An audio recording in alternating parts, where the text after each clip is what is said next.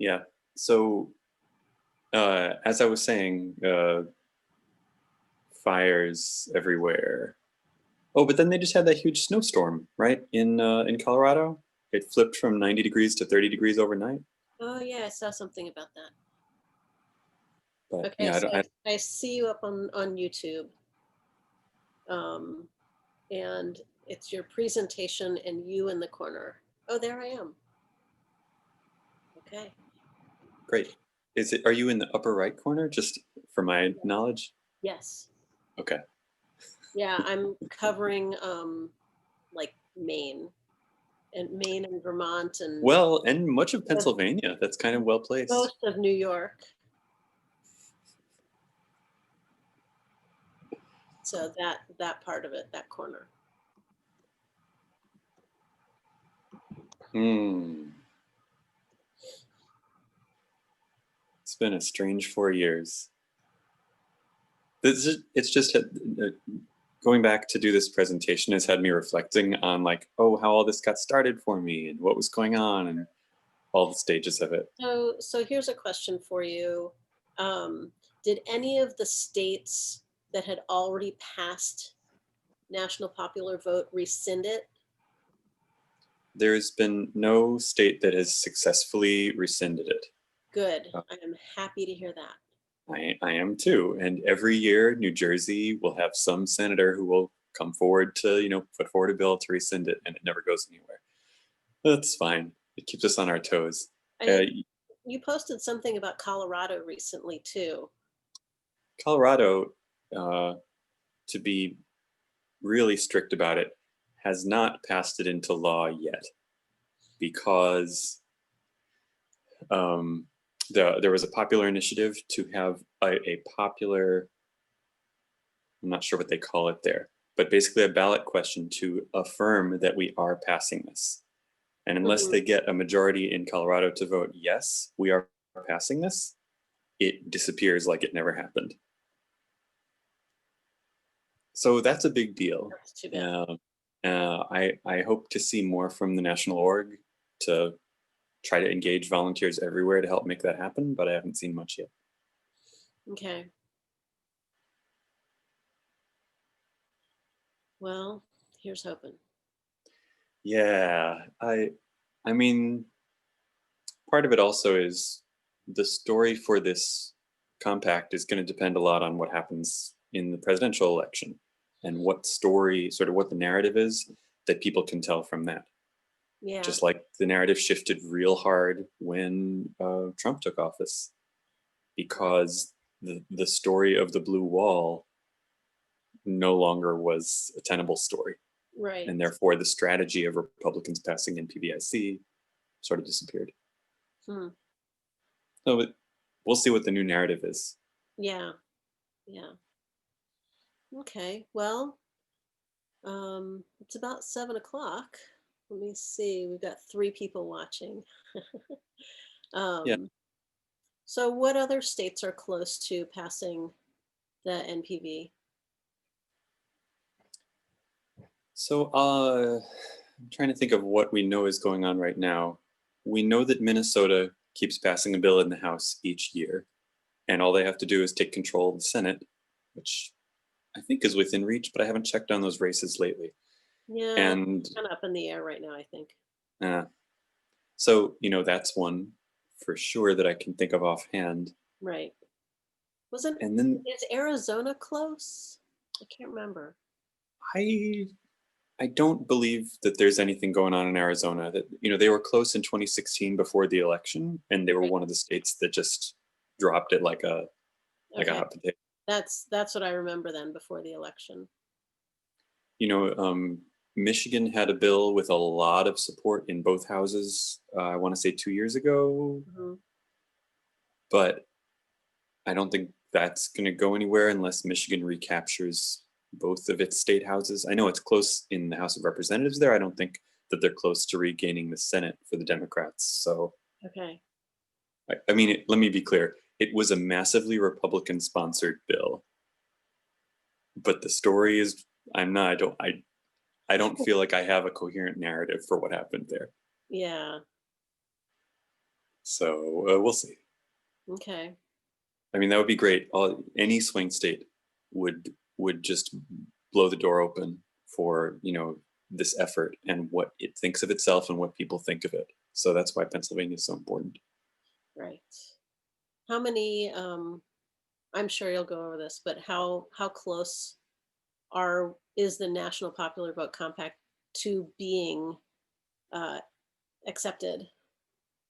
Yeah, so I will talk about it a lot more later. For those of you who are just joining, we're just sort of, chatting before we start the real presentation. But we need, let's see, to go into force, right? The compact goes into force when we reach 270 electoral votes total for all the member states. Right now, we're at 196.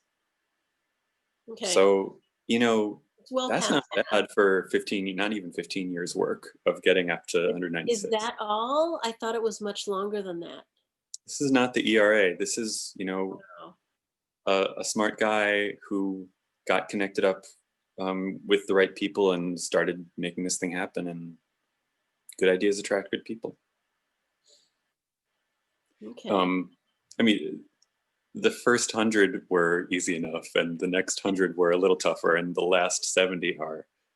Yeah, the last ones are always the hardest. Yeah, and it can't just be blue states. It's going to have to be some states that have other sets of reasons for wanting to engage this this way of doing things. Right. Right. But we'll see. Okay. We know that Nebraska has always been a state that's interested in reforming how we do elections, and Maine as well.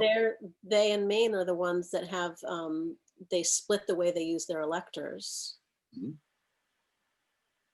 Which I'm not going to say that's any worse than what the rest of the states are doing. If anything, maybe it's better. But I also don't. There's reasons why that's not viable nationwide. Why it ends up with the same set of problems that we have today nationwide. Right.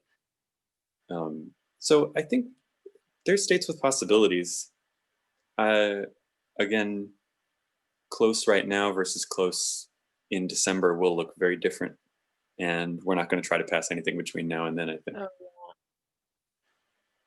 yeah. I don't think it would be possible. I could, oh no, yeah, I agree with you. I was going to say, I could see some state doing a last minute, midnight passage of something to prevent their electoral votes from being cast a certain way, but there's a 6 month, a 6 month, what do they say? A lag time period between when you pass it and when it goes into effect. So yeah, when it goes into effect isn't okay. So that doesn't take into account the time that it spends going through the House and the Senate either. Right. So, and that would also count for rescinding it. If a state passed a law, let's say after November, but before the Electoral College vote date in December, that rescinding would not take effect until after the election anyway. Okay. So nothing's really on the table for the moment. Right. Okay. All right. Well, we're going to get started.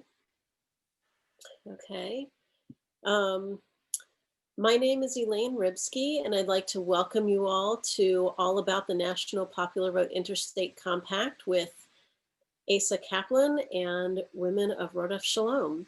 Women of Rodef Shalom does a lot of activities and sponsorships around Rodef Shalom congregation, like providing books for the libraries and fresh flowers weekly at services when we can meet in person at services, sponsoring onegs and kiddushes after evening and morning services, and monetarily supporting the preschool, religious school, and the congregation. Joining me today is Asa Kaplan. Asa is a St. Louis-based grassroots organizer for civic reform. With roots in Barack Obama's 2008 presidential campaign and its community organizing ethos, Asa focuses their organizing on the National Popular Vote Interstate Compact, both statewide in Missouri as the State League of Women Voters NPV Committee co-chair, and nationwide as the outreach coordinator for NPV Grassroots, the online team that connects NPV advocates in every state with resources and with each other. Asa also sits on the board of the Chicago-based NPV, or Make Every Vote Matter. And right now, ASA is helping gather signatures for a St. Louis ballot measure to institute approval voting for city elections. Time not spent on activism is spent building community around foraging, cohousing, and fossils. So Asa, take it away. Thank you, Elaine. Yes, it is pawpaw season, and I know you and there is a Pennsylvania pawpaw community. There's a strong one, in fact. So if you don't know what I'm talking about, go Google pawpaw, and I don't mean papaya. You'll see what I'm talking about. It's the season. So thank you, Elaine, for putting this together. Thank you, Olivia, for being on the tech side, making sure everything goes smooth, and thanks to everyone who's tuning in. And thanks to Rhoda for providing this space for engagement and learning. I love doing these outreaches for this particular piece of legislation, for this particular piece of civic understanding and civic reform, because it takes us all the way back to our roots in the Constitution, in the 18th century, and all the way up to where we stand and what we can do right now. So that's where I want to start. But just to give you a sense of why we are talking about this at all, why is there a conversation? We hear a lot of this kind of stuff, not just on, on the news and talking heads, but from people we know, from everyday folks everywhere. The Electoral College distorts democracy. And is that exactly true? And we'll explore that. Or you hear, my vote doesn't matter. And that one gets right to my heart. So if that's true, we need to really figure out a better way to do this. You also hear things like the current system favors small states. Is that actually true? What is going on there? And should we be favoring them? Okay, so these are the kinds of questions that I'm interested in trying to, I don't know, help you find your answers to, or help you find the actions that belong to those answers. I also just wanted to say, if you have any questions as we go along, I appreciate being interrupted. I appreciate being asked so that we can have more of a conversation and move forward together with the learning. So yeah, if you put comments on the YouTube, then Elaine will bring those to my attention, and we'll do them. So here's what I want to get to talk about today. We do want to talk about the Electoral College and is it doing its job? Just to be clear, I'm not here to defend the Electoral College or to say we should get rid of it. I'm here to present a solution that does a third option. So although it will sound for a while like I'm criticizing the Electoral College, you'll see in a few minutes that's not what I'm here to do at all. We want to talk about each state's current winner-take-all system and what states can do about it if it's a problem. And finally, I want to talk about this thing called the National Popular Vote Compact. How does it work? Where are we at with it? What can we individually do about it in the great Commonwealth of Pennsylvania? Okay, that's sort of the scope, and I hope that's what you're up for too. Let's just dive in. This is, to get to talk about the Electoral College, we have to look back to the Constitution. And there's a nice chunk of the Constitution dedicated to the Electoral College. At one point, and probably the most important point, it says, each state shall appoint in such manner as the legislature thereof may direct a number of electors, and it goes on to define the number of electors, which we could talk about later. That's where the Electoral College comes from. That's where the electors as individuals come from. And the Constitution also talks about who the electors have to be. They can't be senators or representatives. They have to be ordinary citizens. Of course, in the beginning, they had to be white male landowners because it was 1789. Hopefully we've moved past that at this point. And in fact, in many states, we have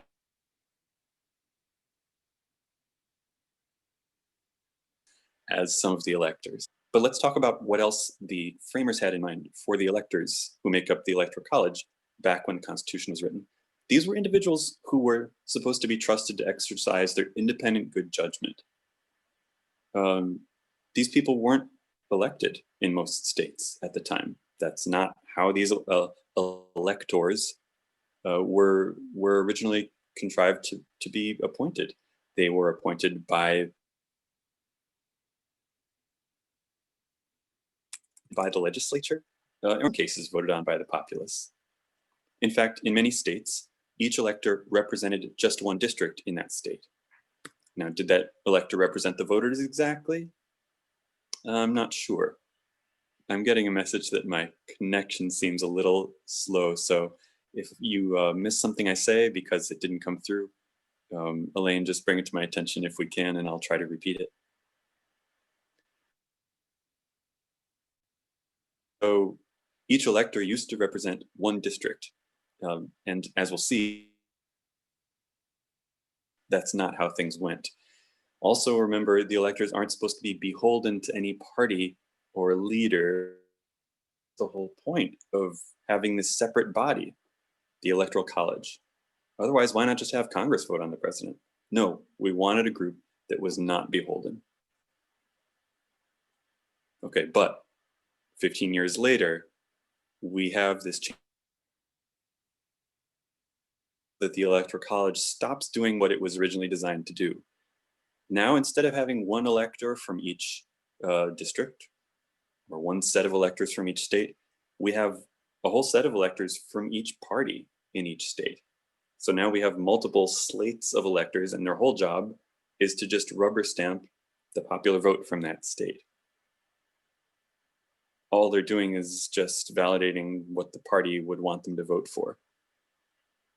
It kind of goes against the whole notion. They're beholden to the party at this point. And in many states, these are folks who are still appointed by the legislature. They're not popularly elected. There's very little accountability to what the people of America actually wanted. And in fact, there wasn't a popular vote in.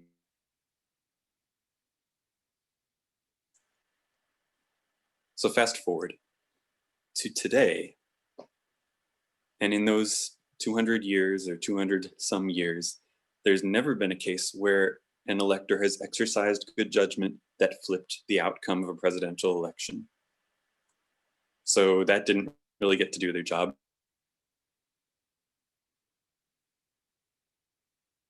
Finding electors requires the popular vote.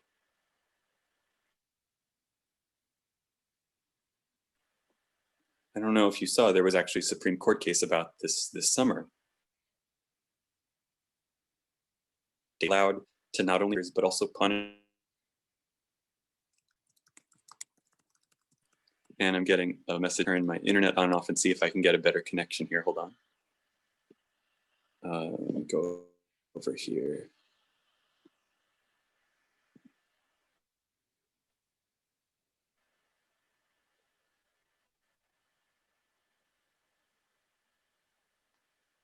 And we will see if this is better or not. Maybe. I appreciate the heads up. So right now we're in a position where the Electoral College really isn't doing much of what it was designed to do. And of course, at least we now actually elect our electors, right? That's better than having them appointed. Do you remember which elector you voted for last November or 2016? Right, because the electors' names aren't on the ballot. You are just voting for someone called president, which you're actually not. You're voting for some unnamed set of electors for the party of that president.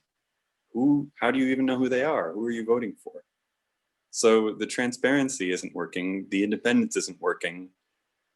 And what's worst of all, now instead of being district by district or representing the entire state's populace, the state's entire electoral delegation goes to whoever wins the popular vote for the state, even if it's only by 1,000 votes, 10,000 votes.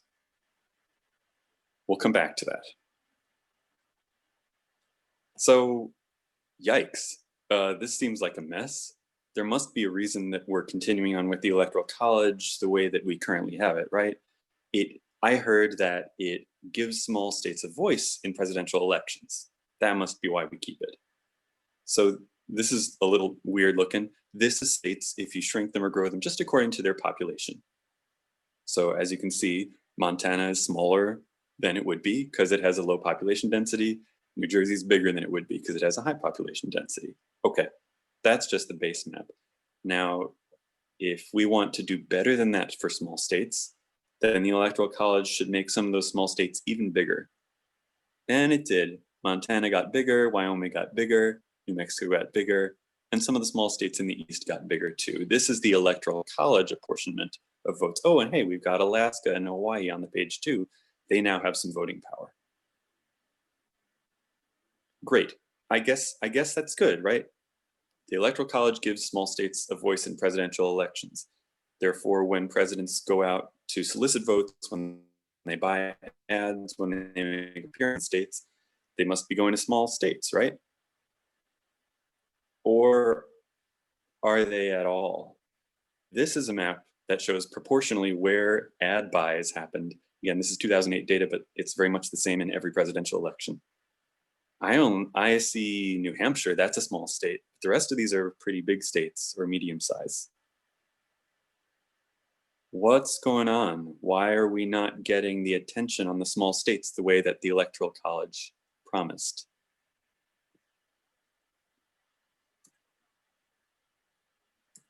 It comes back to this. I mentioned we'd come back to hitting this point. A state's entire electoral delegation under the current system goes to whoever wins even the tiniest majority in the state's popular vote. So if you're in Connecticut and the Democratic candidate has a solid lead, why bother visiting if you're the Democratic candidate? What are you hoping to gain? Even if you bring in 200,000 more voters, you haven't changed your Electoral College total at all, right? It was 10 and it's still 10. Similarly, if you're the Republican candidate coming to Connecticut, okay, let's say you flip some votes. You're never going to get to flipping the state, so you're not gaining anything by showing up there. These candidates aren't stupid. They know where to spend their time and where to spend their money, and it works the same way on the other side. If you're in Oklahoma, no Republican candidate is going to visit there, spend money there, listen to people there, because what are they going to gain? Nothing in terms of the electoral outcome. Why? Because the entire state votes as a block in the Electoral College, even if the state is very closely divided in the popular vote. There's just no benefit to be gained in terms of the winner take all electoral count. How about from the voter side? If you live in Connecticut and you know it's going to go Democratic and you don't even have to worry about it, are you going to bother voting? If you just had to pick your mom up from across the state and you're tired and it's after work, are you going to bother? If you're in Oklahoma, whether you're a Republican and you know you're going to win or a Democrat and you know you're going to lose, why bother voting? Let me be clear. I'm well aware there's down ballot elections that are incredibly important. That's why it's really bad when people don't want to bother voting, because their presidential vote really doesn't end up mattering. So when people say my vote doesn't count, I don't try to fight with them on that. I'm like, you're right, and we should be mad about that. We should do something about it. So this current system, it's incentivizing candidates to seek re-election just by finding bare plurality wins in just a handful of states that are tightly divided. That's typically between 5 and 12 states in each election. That means at least 38 states are no man's lands, right? No one is bothering to talk to them.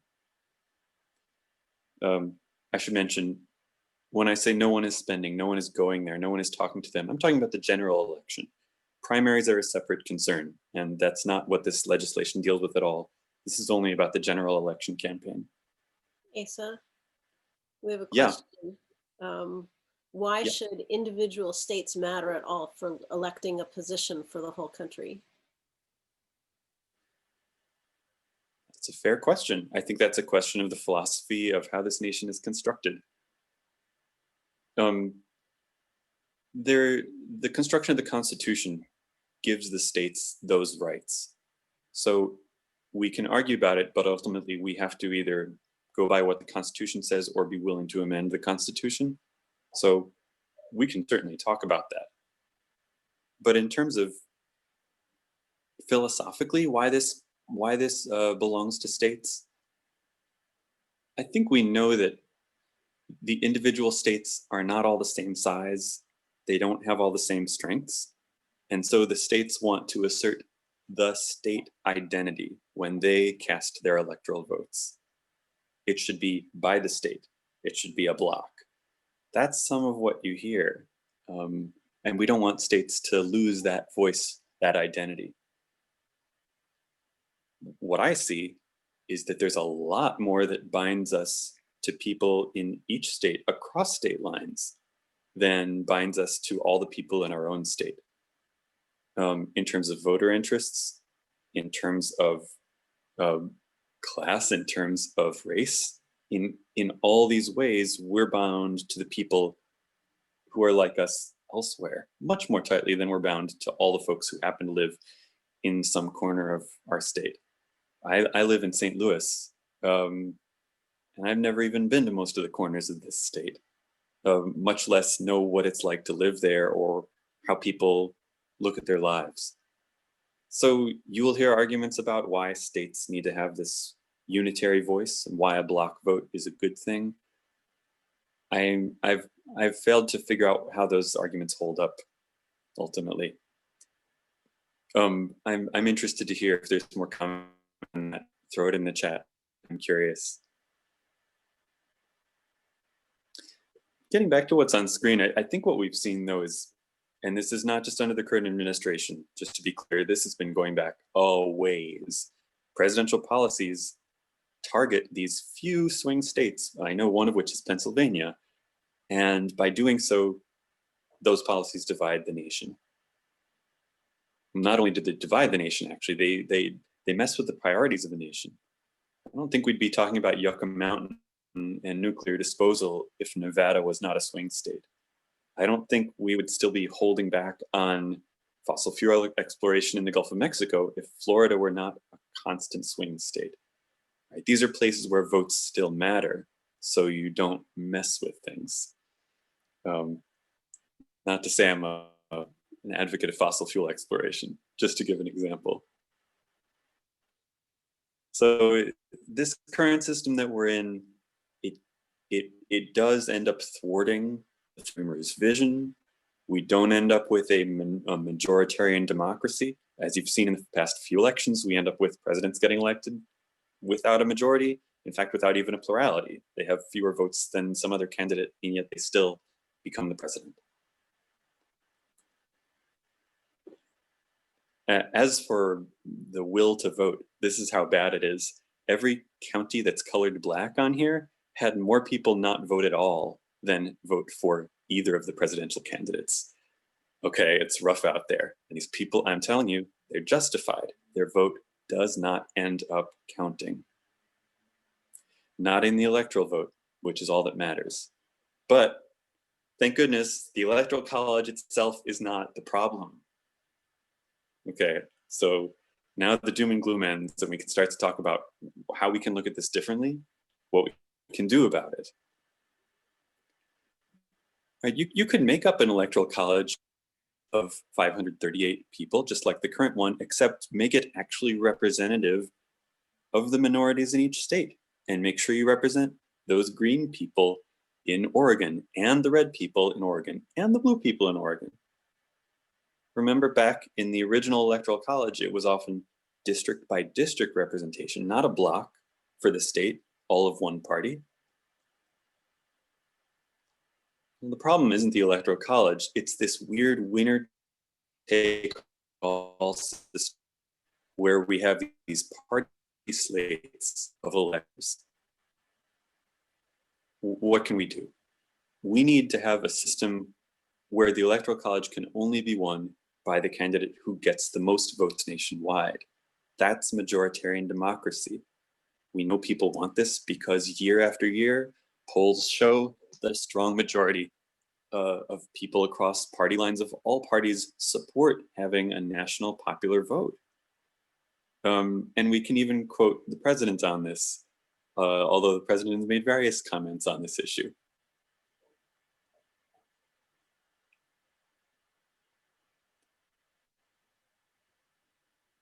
I think we also need to ask, okay, well, even if we were to do that, how would that change things? What would change if both parties actually sought the national popular vote victory? Okay, first of all, we would see parties seek out every vote in every state, not just Pennsylvania and Ohio and Nevada and Florida, but everywhere where any votes could be picked up. It would be wherever we can get the most votes right now, let's go get them. We would see registration being driven up because the candidates would be out there registering people instead of stopping people from registering, which some candidates try to do. We would see voter turnout be much higher, as we see in today's swing states, right? Voter turnout is regularly at least 10% higher just because a state is a swing state in that particular election. Much more participation among the young, those other people who feel disillusioned, disenfranchised, because they finally have a reason to believe their vote matters.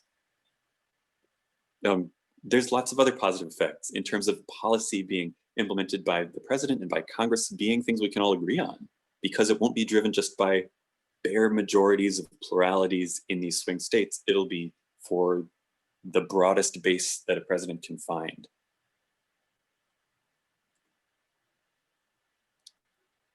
So great, okay, that's a good vision. What is the tool? How do we get there of having the Electoral College be tied to the national popular vote? So it happens that for the past 15 years or so, there's been a piece of legislation moving through the state houses across the nation called the National Popular Vote Interstate Compact, or I just call it the NPV Compact. It's a state-based plan to make the Electoral College a vehicle for the national popular vote. It does not require an amendment to the Constitution because it's state-based.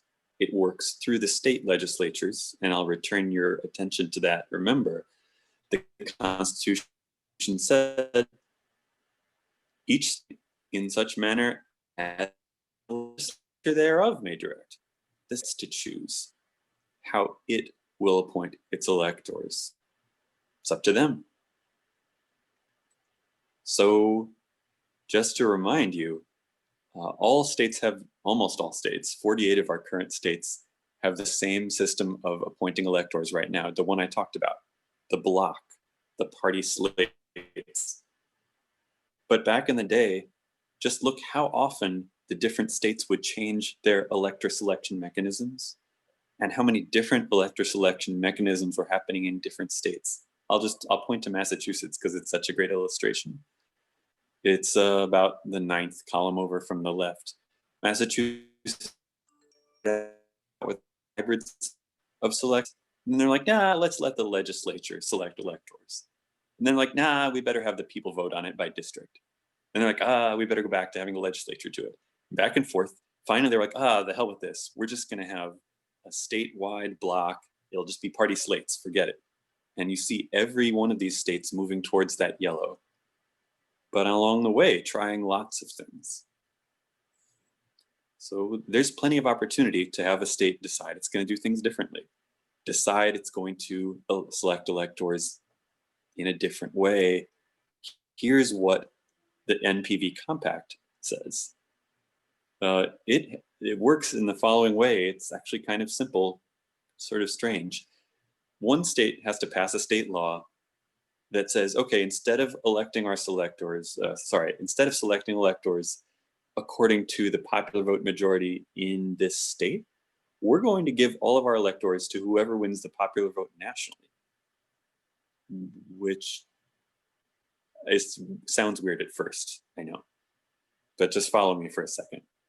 Once that state passes that law, other states pass the same law. And once enough states have passed that law, their combined electoral power will tie the presidency to the popular vote nationally. Just to line this up, to give an example, if every state were to pass such a law, then think about where all of those states' popular votes, all their states' electoral votes would go. They would all go to the popular winner. So that would mean that the popular vote winner would always win the Electoral College. Half of the Electoral College. Oh yeah, I'll say it once more for those in the back. if all of the states passed this compact, then all of those states' electoral votes would go to whoever won the popular vote nationwide. All 538 electoral votes would be given to the popular vote winner, and we would never have a disagreement between the popular vote and the electoral vote. What if only half of the Electoral College were to have signed on to this compact, and only that chunk of the Electoral College went to the popular vote winner? Well, we need a little bit more than half. If we have just over 50%, then we can guarantee that whoever wins the popular vote nationwide will win a majority of the Electoral College, and that's what we need. It is a little bit complicated now that I say it, but the logic is, if you can construct a way that the popular vote winner is guaranteed to win a majority elect, that guarantees a win the presidency. Having a little trouble here is the note I'm getting, breaking up.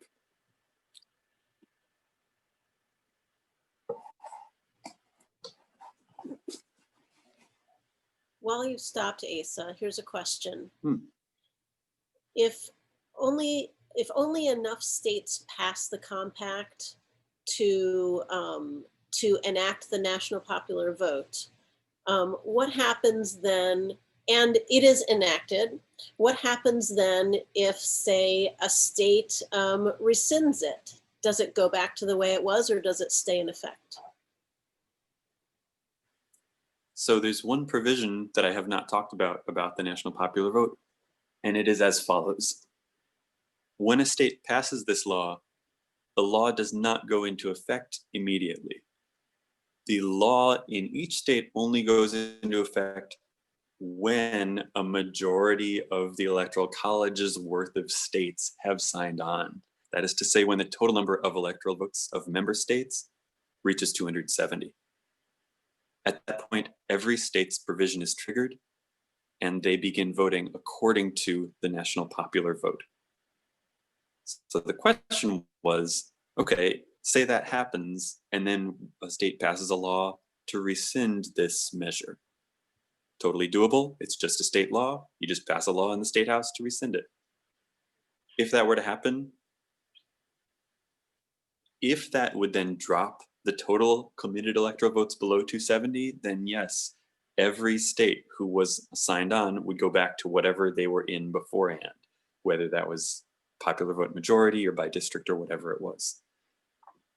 Of course, if that drop, when that state were to, if that state dropped and it didn't drop us below 270, well, then the other states would continue on, right? Voting according to the national popular vote. And I guess I should address one more thing too. It often sounds when I talk through this as though these member states want to control the Electoral College. But let me be clear, they're not tying the presidency to their own popular vote collectively. They're tying the presidency to the popular vote nationally. It's their electoral votes that are going to count towards it, but it's the national popular vote that's determining the winner. It is a strange setup, isn't it? But as strange as it is, this has actually garnered a lot of national attention and has had leadership moving this bill through various state houses over the last few years. And if you want to hear a talk through of that again, just put it in the comments and we can walk through it a bunch of different ways to try to make sure it's all clear. It's just not intuitive, but it's very effective. Meanwhile, let's talk about the pros. This system would guarantee that the candidate with the most popular votes nationwide wins the presidency every time. It ensures that every person's vote in every state counts in every presidential election, honors the will of the people. It works within the constitutional framework, but doesn't require an amendment to the Constitution. So we've still got the Electoral College here. It's just doing something useful instead of getting in the way of the people's will or making some states more important than others.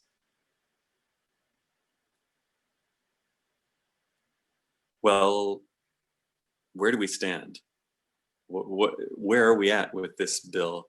It has moved through state houses in a bunch of states, and it has um, been voted into law now in 15 different states plus the District of Columbia. That represents 196 electoral votes that are already committed. It's already the law in those states. It's not active yet. It is the law, though. That means it's ready to be triggered as soon as we hit 270. So if you look on the map here, all of the navy blue states are states where this has already been passed into law. All of the maroon states are states where it passed one house, but didn't pass the other house, or it passed both houses, but the governor didn't sign it, or something else stopped it from getting all the way through the process. If you've worked on these state legislative issues before, you know that sometimes the first year is not the year you get it done. It has to get through committee, and then it feels more possible to get it through one chamber, and so on and so forth. So we've seen it pass chambers in places like Oklahoma and Arkansas and Arizona, which are not what I think of as blue states. These are states that had other interests in getting this bill passed. And we've seen it pass in places like New York, and actually Oregon and Delaware, where bipartisan or multi-partisan coalitions were crucial for getting it passed. But as you look, many of these states are quote unquote blue states. They're states where the Democrats typically hold a majority in the state house and typically during presidential elections. You'll also notice, if you do the math real fast, those maroon states, if we were to pass this law, and all of them would get us past 270. We just are not there yet with all those states. So we've gotten pretty far already, and this is only, I think it started in 2006. So we've made pretty good progress. We have some work ahead of us. You'll notice that Pennsylvania is light gray. That means it has never passed either chamber of the Pennsylvania legislature. It's been through committee. Talk about that here. It might be on the next slide. Yeah. So in 2011, a bill was introduced with a bunch of sponsors. In 2012, there was a hearing, a committee hearing, and it took a break. And then in 2017, there was another bill introduced. And most recently, in the 2019 session, we had a bill introduced again with just a few sponsors in this case, but with the same text, with the same purpose. So Pennsylvania is trying to get it done. We have good folks in there ready to sponsor it, but it's just getting the will among not just Democrats, but people across the aisle, people of every party, to understand this is not about blue and red. This is about the will of the people being represented. This is about the president being elected by winning the most votes, just like every other office in this country. And really crucial to the mission of this compact, to this effort, is that Pennsylvania would be the first swing state to pass this bill into law. I think that's really crucial right now. We're sort of out of blue states if we go back and look at the map. There's very few places left to go where we know we have solid Democratic support that has constantly been a backer of this legislation. We want to work with Republicans, and we always do find a few Republicans in each state to work with, but in general, Republican-controlled state houses are not as easy places to get this done. Whether that's an individual committee chair, or a speaker, the floor leader, or the governor, all different levels where one person can knock things down, even if other Republicans are interested in taking it up. So having one of these swing states would, I think, just open the dam for other states to realize what's possible and to make moves in this direction. I have not been watching what's going on in Pennsylvania recently. Y'all can fill me in on whether there's a chance of capturing a Democratic majority in the state house in either chamber or not. I know that there is some gerrymandering in Pennsylvania that got resolved, but maybe not all of it has gotten resolved. So that definitely is going to be part of the story there. You all know that coming up this next couple of years is the redistricting that happens not just for congressional districts, but for state legislative districts, which determine, yep, of the state houses, the National Popular Vote bill, if that's what we want to get done. I think we've lost audio. You're okay now. And I'm just listening. Yeah, we're back now. So the redistricting that will happen in the next couple of years is crucial, not just for Congress, right? Not just for getting congressional representation lined up, but also for getting the state houses in a position to pass the national popular vote. It matters there too. And those state legislative districts are about to be redrawn. I wanted to pause here and just check in with y'all who are tuning in. What would you like to hear about this? Did you have particular questions, maybe objections or things you've heard? Did you want to know how to get involved? Did you want to know or if Elaine has some piece to add on that, I welcome that as well. And we can jump into another section on wherever y'all want to go. Asa, how do other issues such as like approval voting and ranked choice voting, how would that affect the national popular vote? It's a really important question because from where I come from, I don't want any reform to stand in the way of some other reform or for them to be seen as, being at odds. We should find ways for all these reforms to support one another. That said, it's not super easy to see exactly how ranked choice voting in one state and the current system of voting just first past the post in some other state, how do those fit together to give you a national popular vote winner? Especially if there's multiple candidates, not just two main candidates. There are people working on that issue. People working on how we slot those numbers meaningfully into a national total in a way that at least honors the best we can the voter preferences in each of the states. I think it will never be perfect because these things don't get merged across state lines. But to be clear, with ranked choice voting, it's the vote pool for that state that determines who wins that state. Doesn't cross over some other state line to see, oh, how do the pools total up now? So I don't see a future where the pool gets ranked choiced at a national level. I do not believe that election law provides for it. Elections will continue to be conducted at the state level, and state pools will continue to be used for approval and ranked choice voting. And then we'll see how we can fit that into a scheme for the national popular vote. We have lots of things to reform and to get right. I'm really glad to see ranked choice voting moving forward. I'm very excited in St. Louis. We're about to pass approval voting, I hope. And the National Popular Vote Interstate Compact is just another piece of it.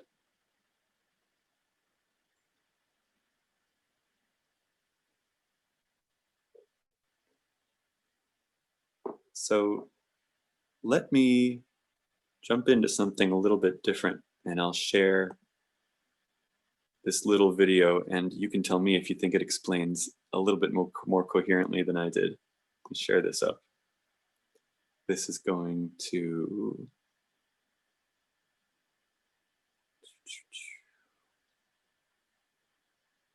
Oh, it's here still.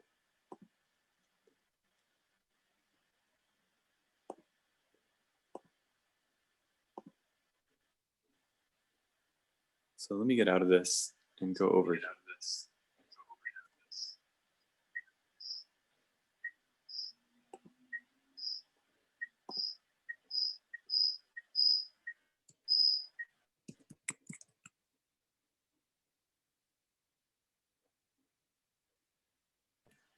Thank you. Sorry about that.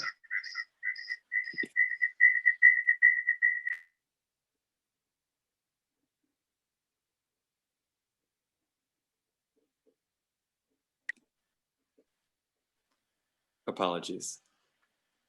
Let me get back to this. Sharing without sound, but which I can't do. So I'll just go back to where I was.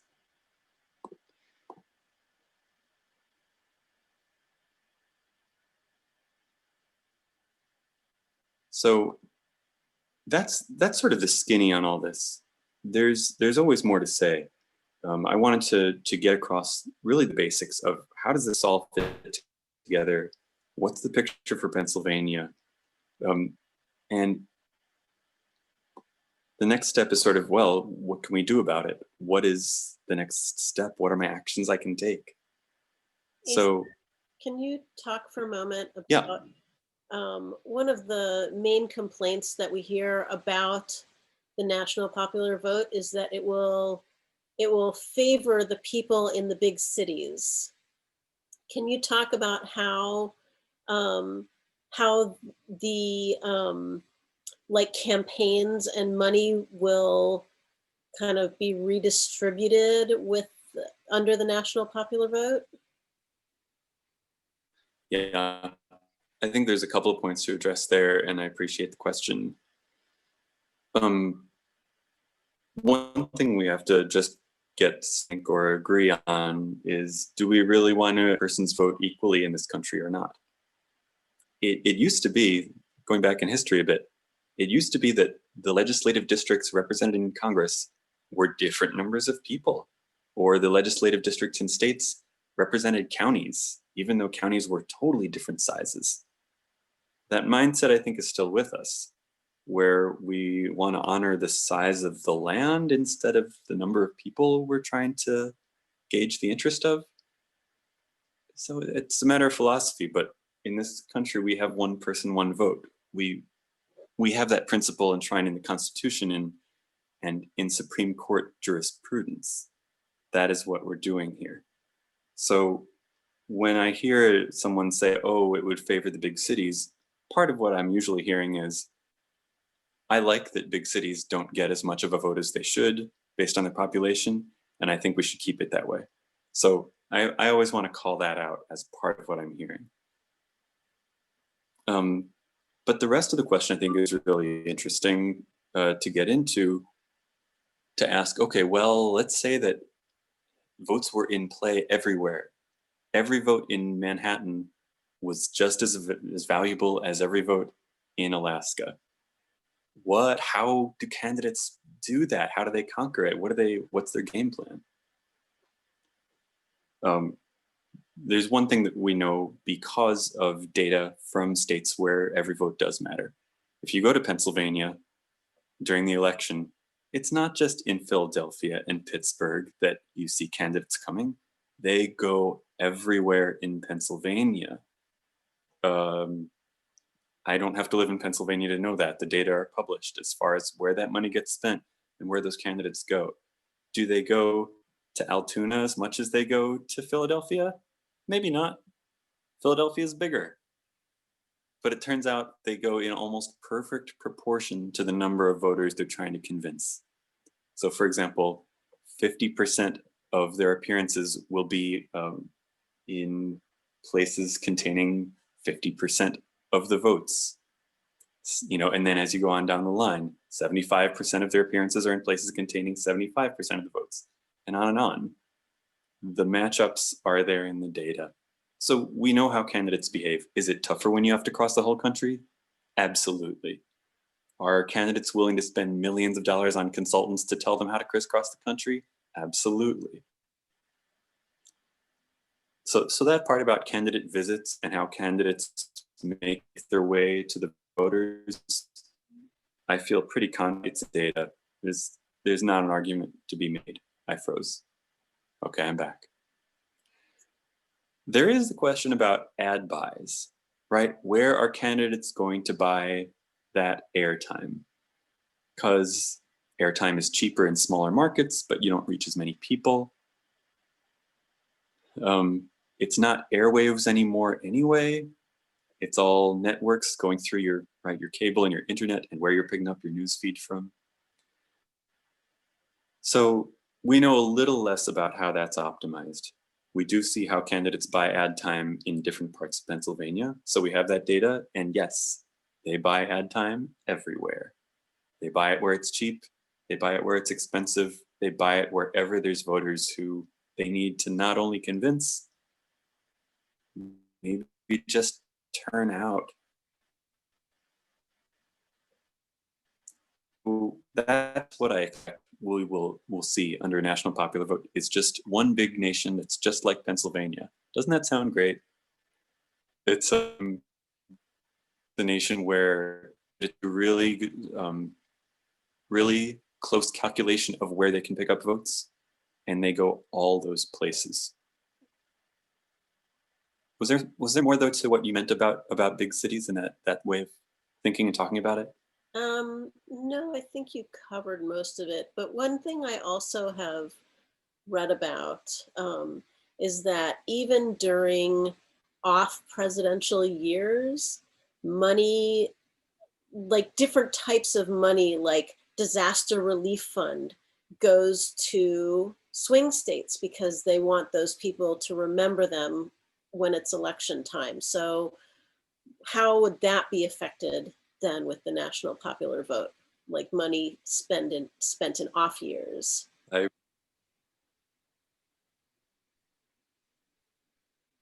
Yeah, to talk about this when I talk about Yucca Mountain, because it's not just policy, it is spending.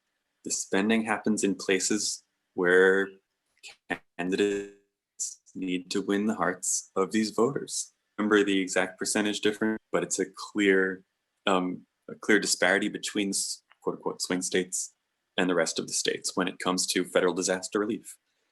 And that matters when you have a hurricane in Florida and a hurricane in Louisiana, and guess which one of those is a swing state and which one isn't, right?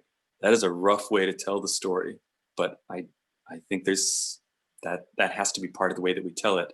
Louisiana doesn't get the help because it is not part of that presidential election calculation. So what do we see under a national popular vote?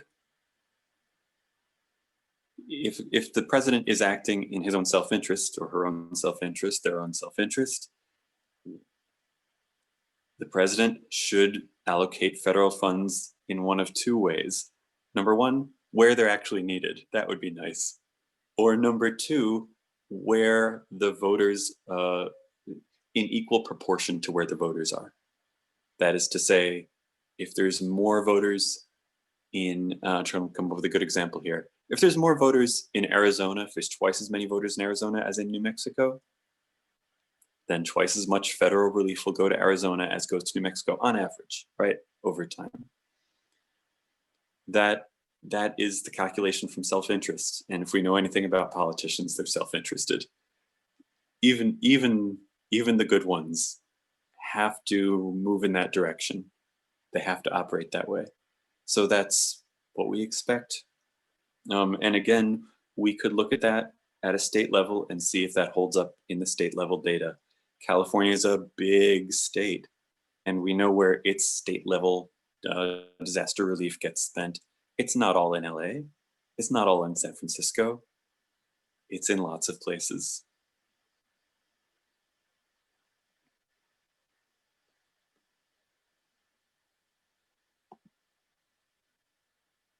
I'm trying to think of other myths that come up fairly often. Yeah, in addition to this one about the big cities, there's this notion that the big states would control the vote. Like New York and California would be in charge and they would overwhelm the other states. I think we got to unpack that a little bit. Under the current system, all of California's 55 votes go to the same candidate. But under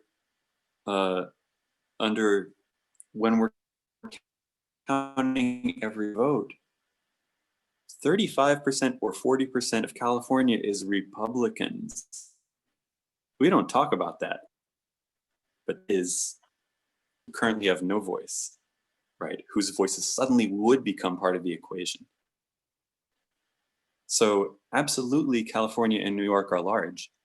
They absolutely contain way more Republicans than strongholds like Oklahoma or North Dakota or Wyoming, or even, what's a good example? Or even Ohio. I'm not sure if Ohio actually has more Republicans or California does. So we have to be clear about what we're talking about when we say these states will overwhelm. They'll have a huge effect. They'll have the appropriate sized effect for their population. But it's not all so simple as the mindset we're currently in about these voter blocks. It's not going to be state by state, the voter by voter.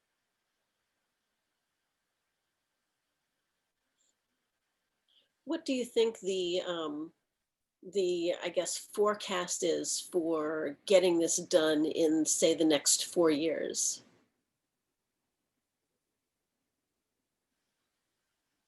Great question. This is what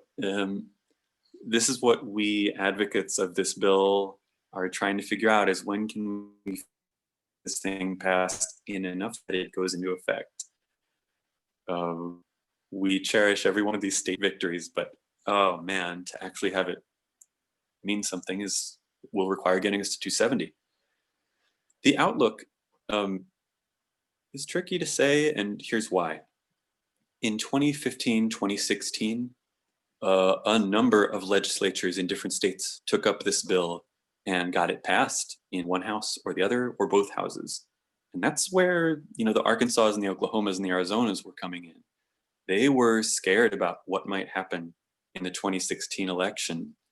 And they were scared that Republicans might never win the presidency again, given the way the Electoral College in its winner-take-all system was going to make things work.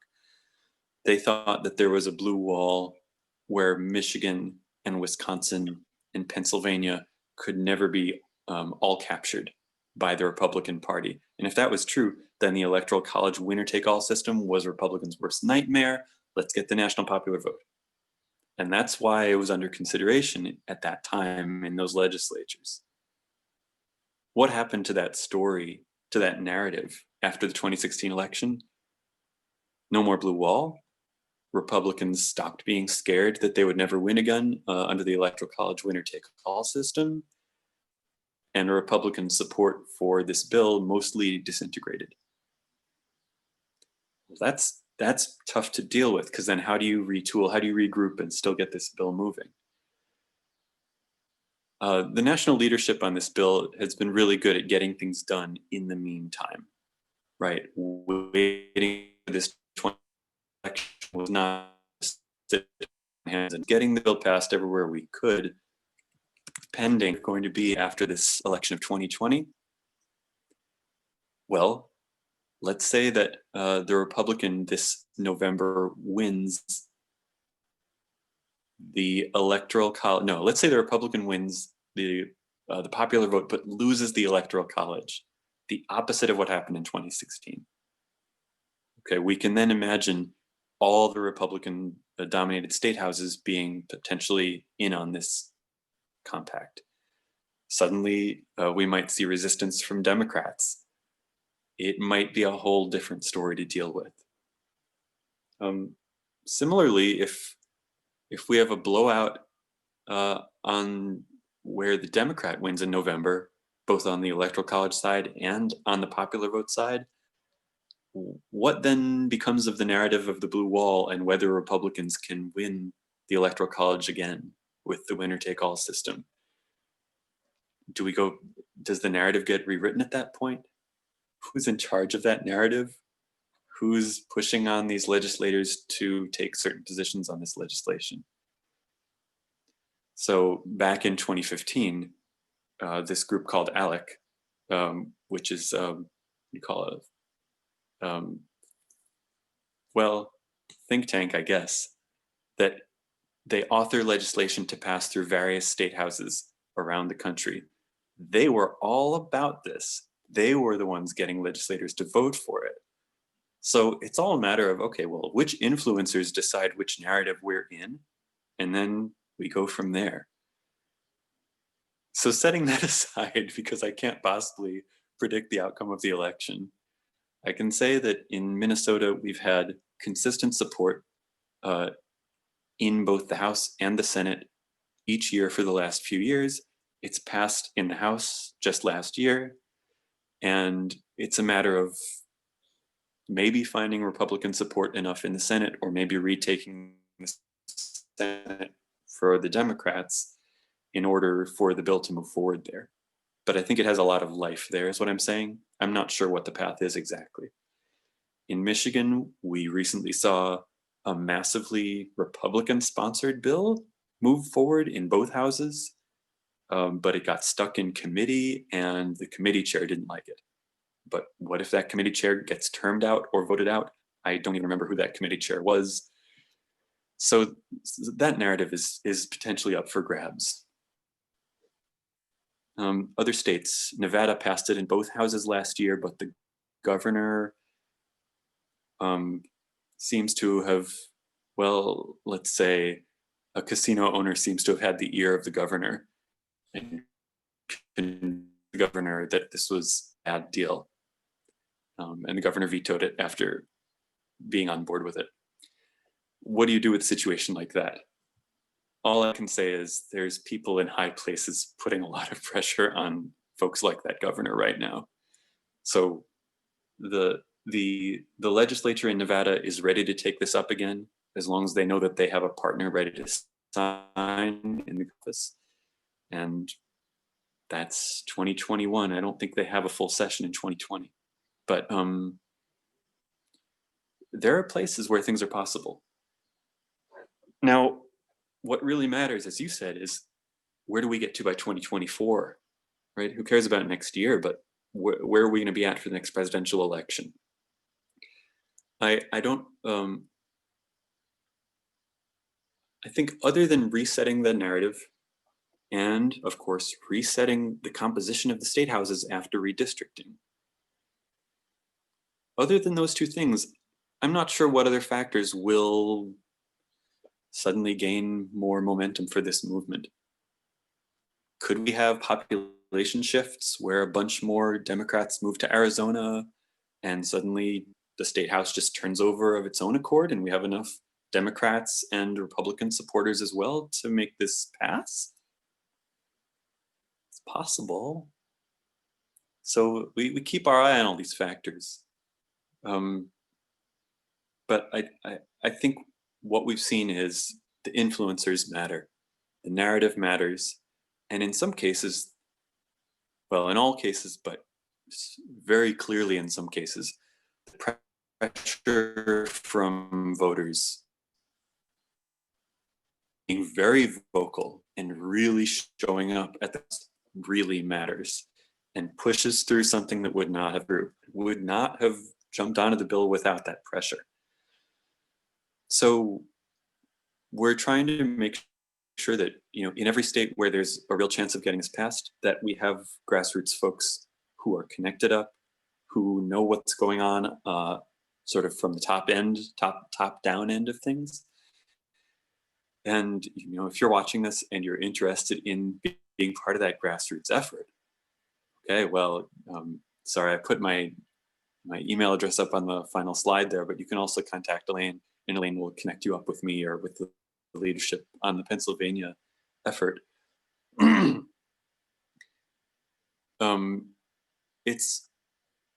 It's really been remarkable, some of the measures that have been moved forward in state houses over the last couple of years, just because of pressure from folks like us, people on this call, more people like us, right? And it takes frozen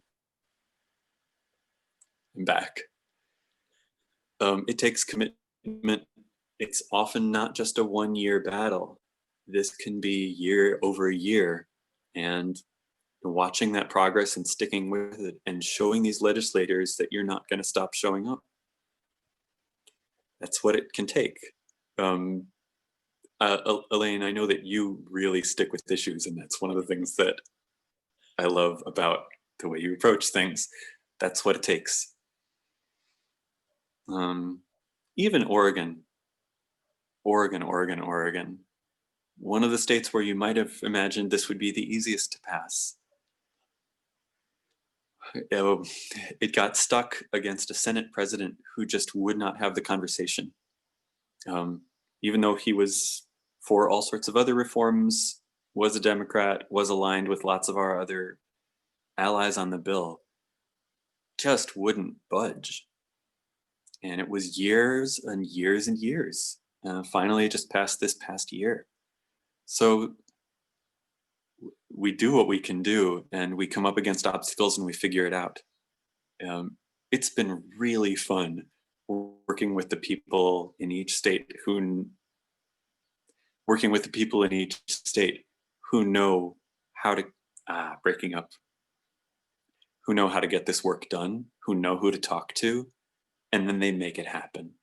It's so cool, and it is so rewarding. So if you're into it, or if you've already been doing that, I salute you and I encourage you. Do you think that Anyway, those are just some stories.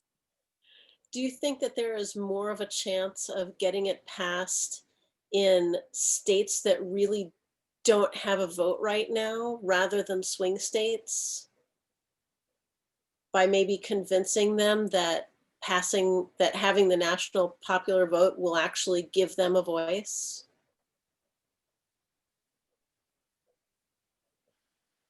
This is what I had hoped from the beginning, because if you think about it,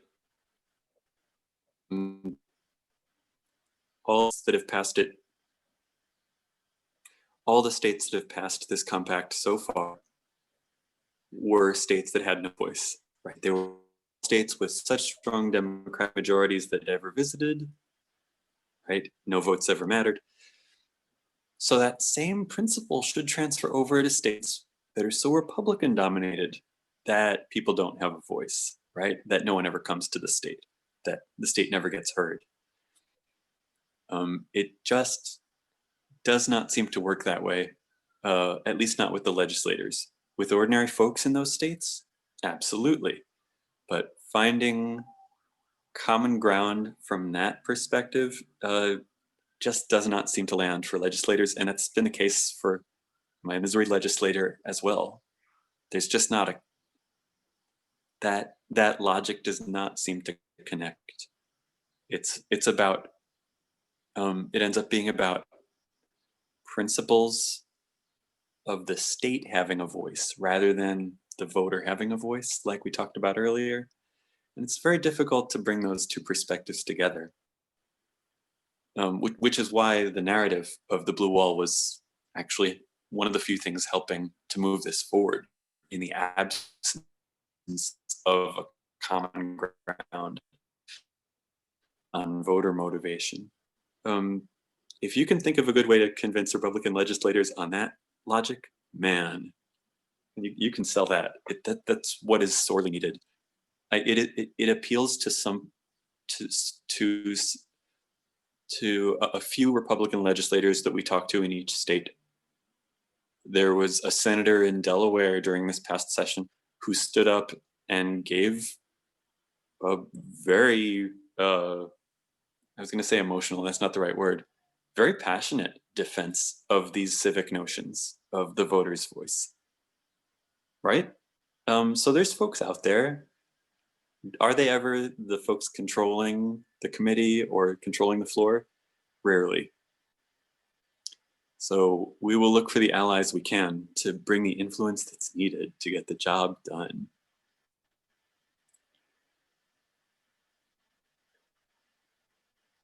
Well, I don't know that we have any other questions. Is there anything else you wanted to add?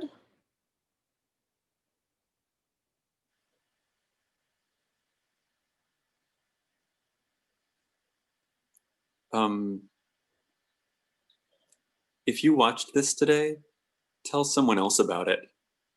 And as you're telling them, see how hard it is to explain, and then learn really the nuts and bolts about how to think, how it needs to be thought about by explaining it to someone else, and then give them the same assignment.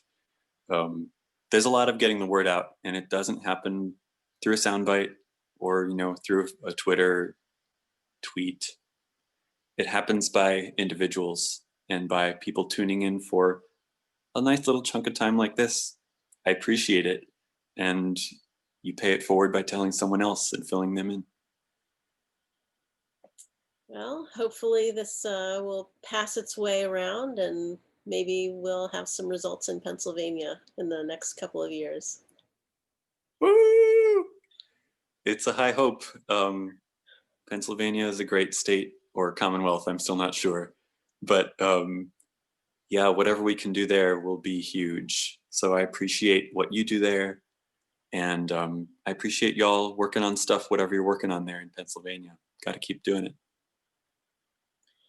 Well, thank you very much, Asa. This has been very educational and we've enjoyed having you. And if anyone watching wants to learn more, please go to the links posted in the chat.